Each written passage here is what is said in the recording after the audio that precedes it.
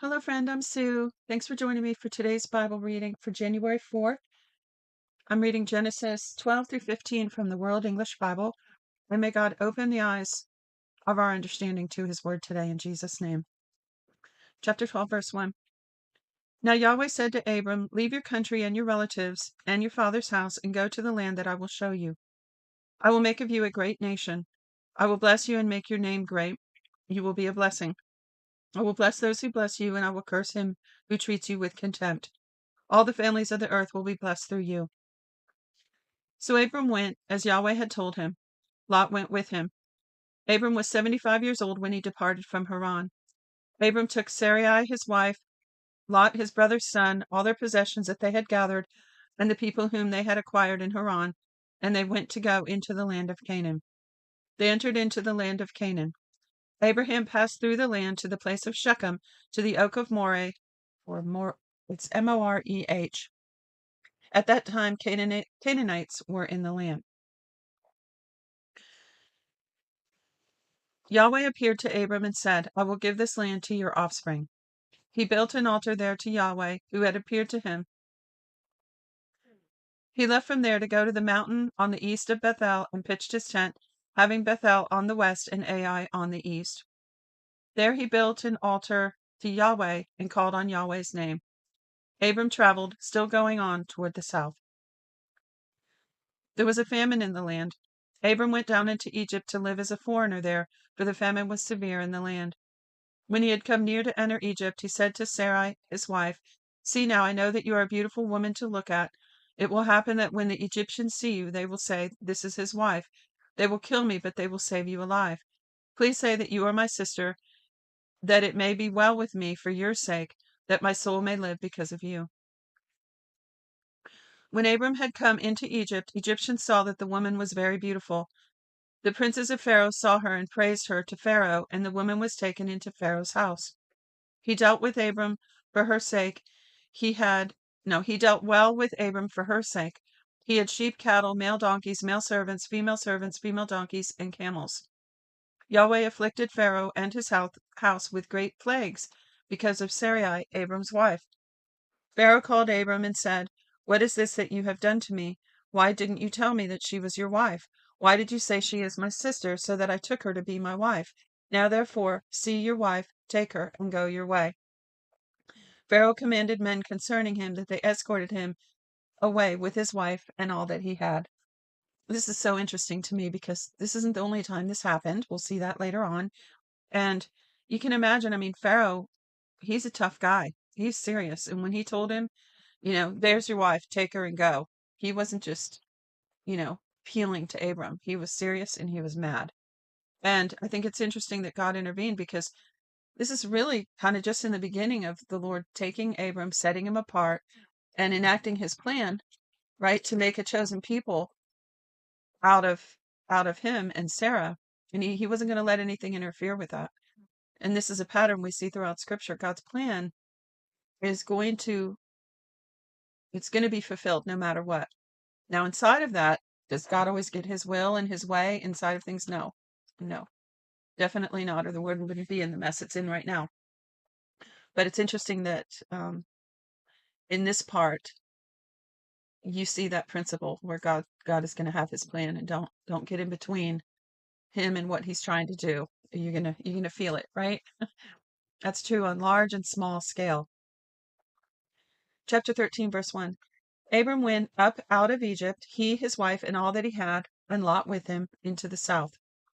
It's interesting you said up out of Egypt, but he was going into the south. I'm not sure how that is. I guess we'd have to know the geography of the day. And was it referring to south of Egypt or the south of the land of Canaan, maybe? Just food for thought. Verse 2. Abram was very rich in livestock, in silver, and in gold. He went on his journeys from the south as far as Bethel, to the place where his tent had been at the beginning, between Bethel and Ai, to the place of the altar which he had made there at first. So there's a memorial there. There Abram called on Yahweh's name. Lot also, who went with Abram, had flocks, herds, and tents. The land was not able to bear them that they might live together, for the possessions were so great that they couldn't live together. There was strife between the herdsmen of Abram's livestock and the herdsmen of Lot's livestock. The Canaanites and the Perizzites lived in the land at that time. Abram said to Lot, "Please let there be no strife between you and me, and between your herdsmen and my herdsmen, for we are relatives. Isn't the whole land before you? Please separate yourself from me. If you go to the left, then I will go to the right. If you go to the right hand, then I will go to the left."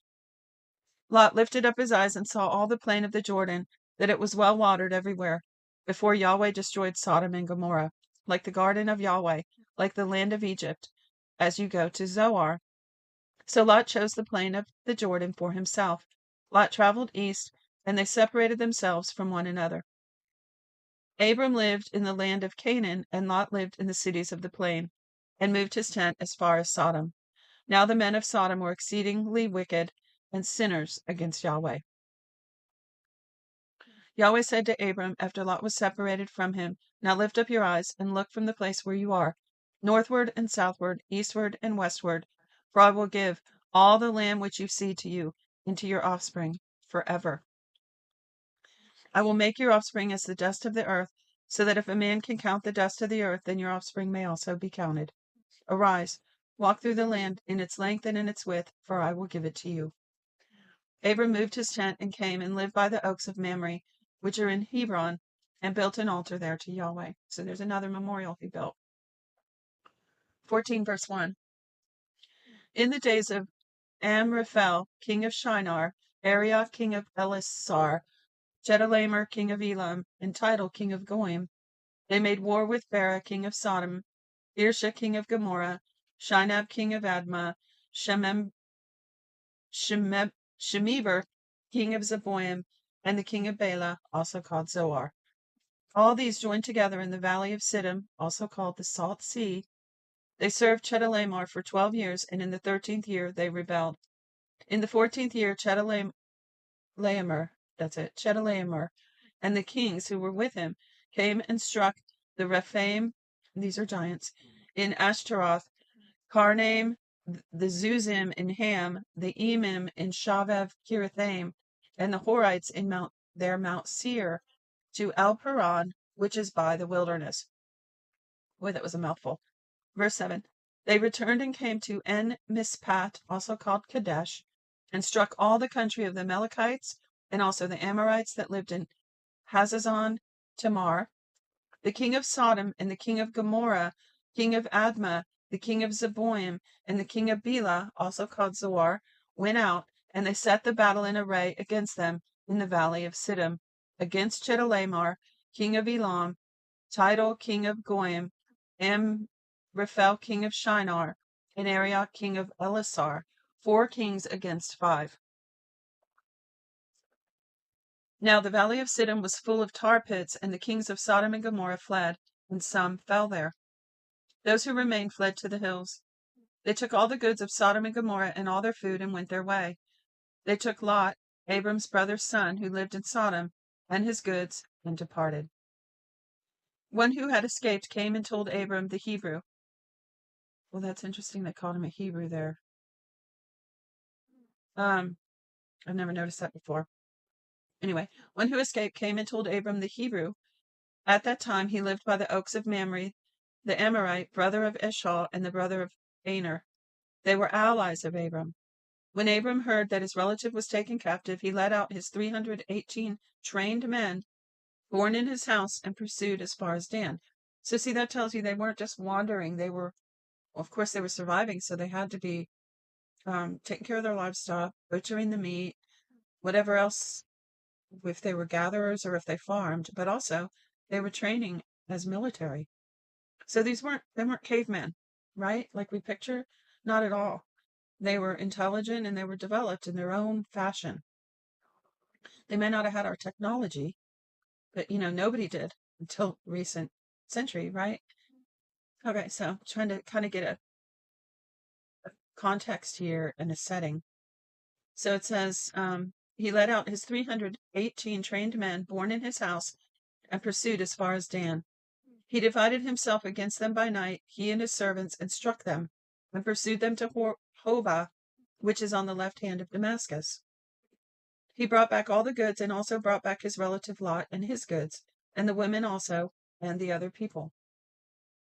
So I wonder how big the kingdoms of these kings were. You think of different kings maybe in Africa, um, because we're picturing the land from like Turkey down to Egypt. I'm not sure, it went from the Mediterranean Sea on the east all the way, I'm not sure how far over into the Middle East, but, they were traveling for different purposes back and forth in those regions. So I guess there were little outposts of these kings here and there. I just wonder how much the population of their kingdoms were. So at times they lived in peace and at times they didn't, right? All right, so he brought back Lot, and then it says, he also brought back his relative Lot and his goods, and the women also, and the other people. Now imagine the undertaking of that. I hope you don't mind me just thinking out loud about this, but imagine the undertaking. They didn't just go up there and fight him and bring him back. They had to have the wagons and the animals and, all the goods, it says. Wow. So how long did that take? 17. The king of Sodom went out to meet him after his return from the slaughter of Chedorlaomer and the kings who were with him at the valley of Shaveh, that is, the king's valley. Melchizedek, king of Salem, brought out bread and wine. He was priest of God Most High. He blessed him and said, Blessed of Abram, of God Most High, possessor of heaven and earth. Now notice also, this is before the temple sacrifices or any priests had been established at the when God gave the instructions for the tent of the meeting that's coming in a little bit, and later on the temple. So this is a priest of God before any of that ever happened. And here he's going to give a tithe before any of those things were ever established, that in the temple services, that is. So we get a glimpse of this. So let me read it back up slightly with that in mind. It says, Melchizedek, king of Salem, brought out bread and wine. So there's, that's a symbol of the communion, right? If not an actual ceremony that they were doing. He was priest of God Most High. He blessed him and said, Blessed be Abram of God Most High, possessor of heaven and earth. Blessed be God Most High, who has delivered your enemies into your hand. So there's God taking care of Abram again, because he's got his plan for him. So it says, Abram gave him a tenth of all. The king of Sodom said to Abram, Give me the people and take the goods for yourself. Abram said to the king of Sodom, I have lifted up my hand to Yahweh, God Most High, possessor of heaven and earth, that I will not take a thread, nor a sandal strap, nor anything that is yours, lest you should say, I have made Abram rich. I will accept nothing from you, except that which the young men have eaten, and the portion of the men who went with me, Aner, Eshol, and Mamre. Let them take their portion. Chapter 15, verse 1. After these things, Yahweh's word came to Abram in a vision, saying, Don't be afraid, Abram. I am your shield, your exceedingly great reward. Abram said, Lord Yahweh, what will you give me, since I go childless, and he who will inherit my estate is Eliezer of Damascus? Abram said, Behold, you have given no children to me, and behold, one born in my house is my heir. Behold, Yahweh's word came to him, saying, This man will not be your heir, but he who will come out of your own body will be your heir. Yahweh brought him outside and said, Look now toward the sky and count the stars, if you are able to count them. He said to Abram, So your offspring will be. He believed in Yahweh, who credited it to him for righteousness.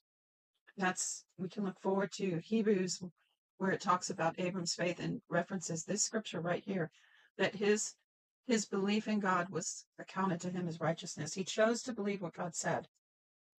So it says, he believed in Yahweh, who credited it to him for righteousness. He said to Abram, I am Yahweh, who brought you out of the Ur of the Chaldees to give you this land to inherit it.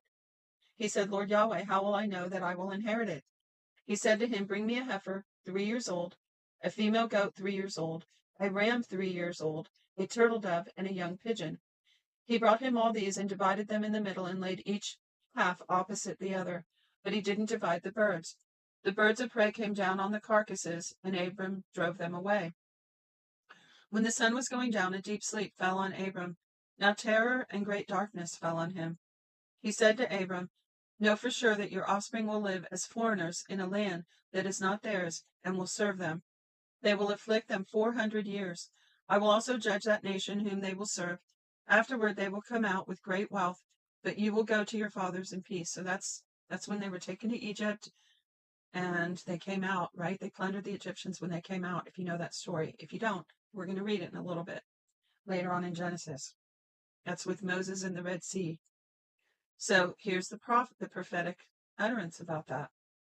So again, I'll read it again. Know for sure that your offspring will live as foreigners in the land that's not theirs, that's Egypt, and will serve them. They will afflict them 400 years. I will also judge that nation whom they will serve. Afterward they will come out with great wealth, but you will go to your fathers in peace. You will be buried at a good old age.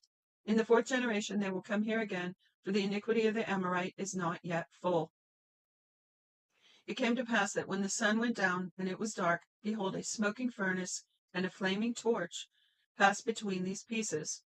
In that day Yahweh made a covenant with Abram, saying, I have given this land to your offspring, from the river of Egypt to the great river, the river Euphrates, the land of the Kenites, the Kenizzites, the Cadmonites, the Hittites, the Perizzites, the Rephaim, those are giants, the Amorites, the Canaanites, the Girgashites, and the Jebusites. And that's it for today. There is a footnote here that says the word translated Lord is Adonai. And I talked about this when I first started reading this translation. They use the word Yahweh in the Old Testament portions for a certain reason. I won't go into all that now. You can look it up if you want. But so I'm just reading it just like it is. I read somewhere that there is a segment of those that don't like that term used. It's offensive for some certain belief. And so I don't mean to be offensive to anyone. I'm just reading it just like the translation has it. So that's it for today. Until next time, God bless you, bless you, bless you.